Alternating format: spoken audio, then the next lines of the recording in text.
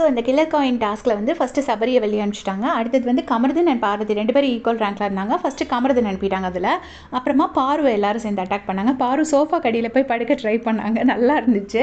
அப்புறம் ஆனால் இவங்க எல்லாரும் போட்டு லாக் பண்ணிட்டாங்க. லாக் பண்ணி விக்ரம் மேலே ஒரு கை வச்சு பிளாக் பண்ணார்.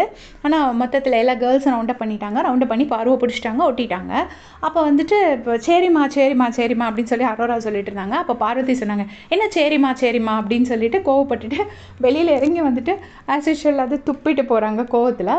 என்ன விளையாட்டு விளையாடுறானுங்க இப்படி, இது என்ன விளையாட்டு, குரூப் கேம் அப்படின்னு சொல்லிட்டு. அப்புறம் பிக் பாஸ், நாங்கள் அவுட் ஆனவங்க யாராச்சும் திருப்பி அடுத்த ரவுண்டில் ஹெல்ப் பண்ணலாமா பிக் பாஸ் அப்படின்னு கேட்குறாங்க.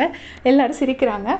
அதுக்கப்புறமா வந்துட்டு யாருன்னா அடுத்தது யார் டார்கெட்டுன்னு பார்த்தா திவ்யாவை டார்கெட் பண்ணுறாங்க. அரோரா சொல்கிறாங்க அடுத்தது திவ்யான்னு. இப்போ திவ்யா கேட்குறாங்க, அது என்ன திவ்யா, ஏன் எல்லாரும் ஈக்குவல் பாயிண்ட்ஸ் தானே, திவ்யா, அரோரா அண்ட் இன்னொருத்தர் யார், சாண்ட்ரா, 3 பேரும் ஈக்குவல் பாயிண்ட்ஸில் இருக்காங்க. பட் அரோரா வந்து திவ்யாவோட பேர் சொல்கிறாங்க.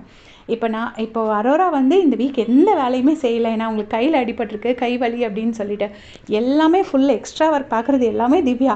ஆனால் டார்கெட் பண்ணும்போது ஃபஸ்ட்டு திவ்யாவோட பேர் அரோரா சொல்கிறாங்க. அது ஏன் திவ்யான்னு சொன்னோடனே அரோரா கிட்ட ஆன்சரே இல்லை.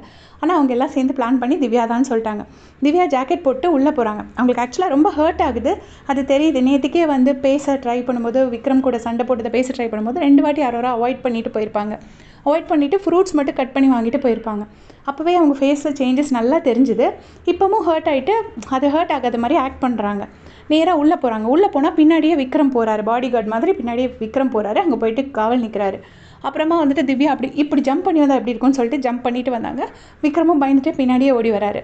இங்கே கானாவினத்தெல்லாம் சிரிக்கிறாங்க, திவ்யா உள்ளே போயிருக்கா, விக்ரமும் பின்னாடியே போயிருக்கான் அப்படின்னு சொல்லிட்டு. வெளியில் வந்ததுக்கப்புறம் அரோரா கிட்ட திவ்யா சொல்கிறாங்க, அடுத்தது நான் தான் உண்டுன்னா என்னை கொஞ்சம் ஓட விட்டு பிடிங்க, நான் ஒரு 2 ரவுண்டு ஓடிட்டு வரேன், அதுக்கப்புறமா பிடிங்க, முதலே பிடிக்காதீங்க அப்படின்னு சொல்கிறாங்க. அதுக்கு வந்துட்டு நம்ப முடியாது ஒன்று அப்படின்னு சொல்லிட்டு யாரையுமே நம்ப முடியாதுன்னு சொல்லி அரோரா சொல்கிறாங்க. இப்போ 3 பேர் இருக்காங்கன்னா யாரோ ஒருத்தரை பிடிச்சி தான் ஆகணும். ஆனால் அது திவ்யா தாங்கிறது எதனால் இவங்க சூஸ் பண்ணுறாங்கங்கிறது தெரியல. அவங்களுக்கு சாண்ட்ராவும் அரோரா ஏன்னா இருக்கிறது விக்ரமும் சுபிக்ஷா இல்லை, ஆப்வியஸ்லி அரோராக்கு தான் ஹெல்ப் பண்ணுவாங்க. அண்ட் சாண்ட்ராவை பிடிக்கவும் யாரும் ரெடி இல்லை.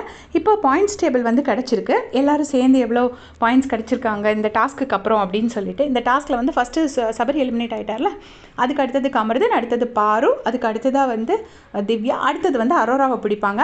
அப்புறமா வந்து சாண்ட்ராக்கு அப்புறமா வந்துட்டு சுபிக்ஷாக்கு அப்புறமா விக்ரம், அதுக்கப்புறமா கானா வினோத். ஸோ டோட்டல் பாயிண்ட்ஸ் யார் அப்படின்னு பார்த்தீங்கன்னா சபரி 35, பாரு 32 செகண்ட் பிளேஸில், Kamarudhan 3rd place 31, Sandra 4th place 31, Vikram 5th place அதுவும் 31. ஸோ 3 பேர் 31.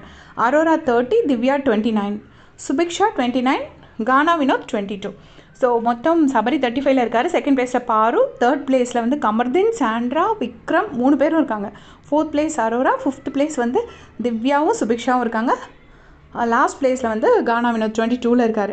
ஸோ இதுதான் இந்த அப்டேட். இதே மாதிரி அப்படியே செஞ்சுக்க சேனல் சப்ஸ்கிரைப் பண்ணிக்கோங்க. தேங்க்ஸ் ஃபார் வாட்சிங்.